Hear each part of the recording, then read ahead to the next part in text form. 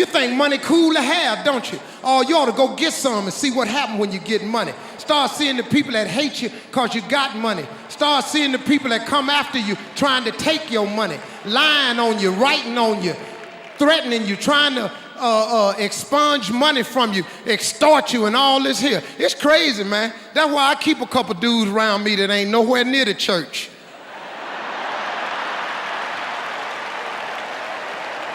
I got some partners over there that do something to you if you come up to me with it, because sometimes I forget to pray. Hello. Send somebody over there to do something to you. I just sorry about that. Probably shouldn't have said that. I was going real good a minute ago, but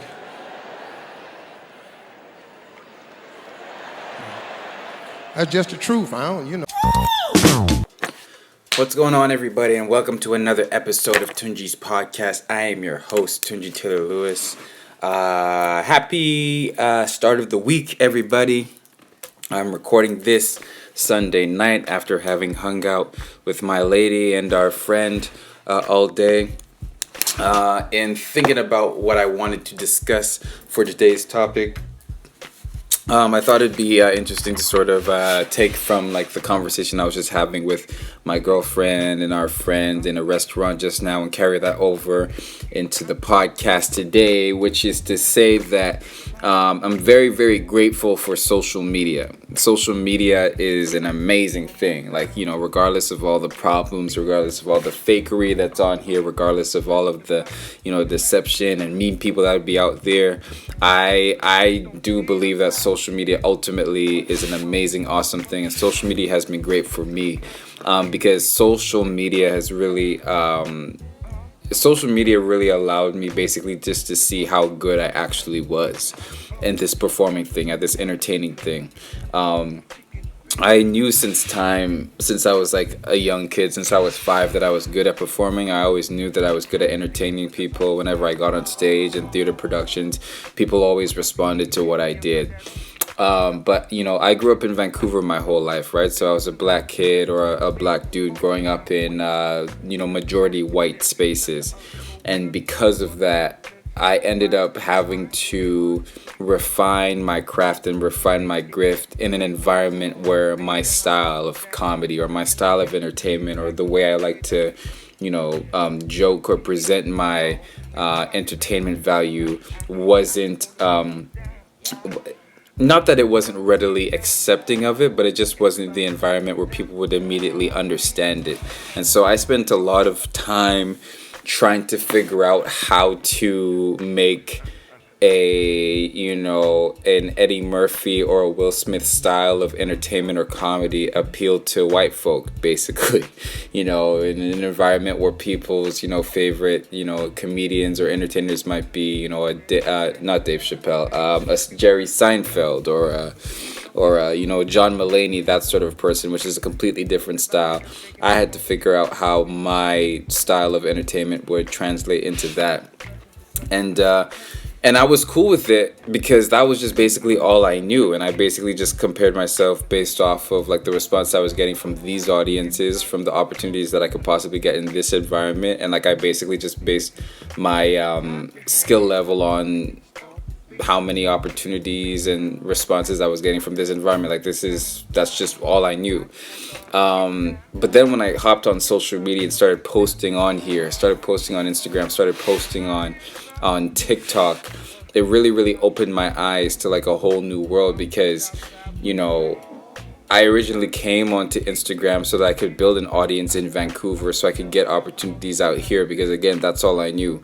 But then I just started to realize that the people who started to gravitate towards my stuff was, black people in the United States, which was crazy to me at first because I was just like, man, I'm not even from the States. Like, I'm not African American. Like, obviously, like black American culture really resonates with me, whether it's the music, whether it's like, the style of entertainment, whether it's fashion. Like, obviously, like, black people in America have really influenced, black people all over the world. And I'm certainly one of those people, in the way I talk, in the way, certain ways that I act, everything, how I identify, like all of that stuff. But I just never thought in a million years that the stuff that I was posting would get, Black Americans to mess with me without a cosign, just by me posting it. And it was crazy for me at the time to think about like how, like, currently on Instagram right now, more people follow me in New York than they follow me here in Vancouver. Like, I have more followers in New York than I have in Vancouver. And mind you, I've grown up in Vancouver my entire life, so that's crazy. I also have the same amount of followers as I do in Vancouver, in Houston, and in. Do you remember the other place, babe? Vancouver, Houston, and Atlanta. So the same amount of people in Atlanta and Houston follow me as they do in Vancouver. And again, I've grown up in Vancouver my entire life. That should not be the case, but that's the beauty and the power of social media. And upon thinking upon it in hindsight, it does make sense, because again, like, this style of entertainment that I have is, Black American based. Like, Will Smith, Eddie Murphy, you want to get into Kevin Hart, you want to get into Martin Lawrence, you want to get into, before, like, Bill Cosby was a huge influence on me, even though I hate the man. Steve Harvey, Cedric the Entertainer, Kings of Comedy, that's the stuff that really, really, goes deep with me, other than, old style type of entertainment, 1950s, 1960s, that sort of stuff. But Black American comedy entertainment really resonates deep with me, so that when that comes out on social media, of course, Black Americans are going to be the ones to embrace it. And that really just opened my mind to, just like a whole new world, and just like different possibilities, and not always constantly having to be in a position where I have to prove myself or work so much harder than everybody else to prove that, I'm deserving of a position or of an opportunity. I'm good enough as I am, and I'm actually very grateful that I was a black dude growing up in a white world, and like trying to make my art resonate in the white world, because without knowing, I was already up against like a whole bunch of like, difficulty, and adversity, and it really forced me to really like make my stuff that good, so that it didn't matter what environment I was in, I was gonna resonate. So like, I grew up, around a lot of white people. I went to a Christian majority white university.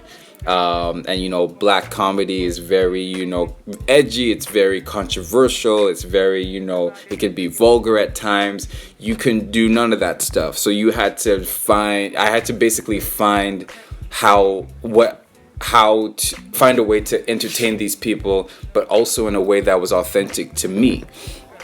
And that was the first time I ever did that consciously, but essentially I had been doing that my entire life, not just in performance settings, but in social situations. I had to find a way to relate to the people that I was talking to, because they grew up in a very different experience that I did. I grew up in a very a household that wasn't like very African, but definitely was based on African values. That wasn't the environment that my friends at school were growing up in. My lunch was sometimes it was rice and stew. That's not something that my classmates at school ever ate. You know what I mean? Like I just really was always in an environment that wasn't native to me, and I was putting stuff out there that wasn't native to the environment that I was in.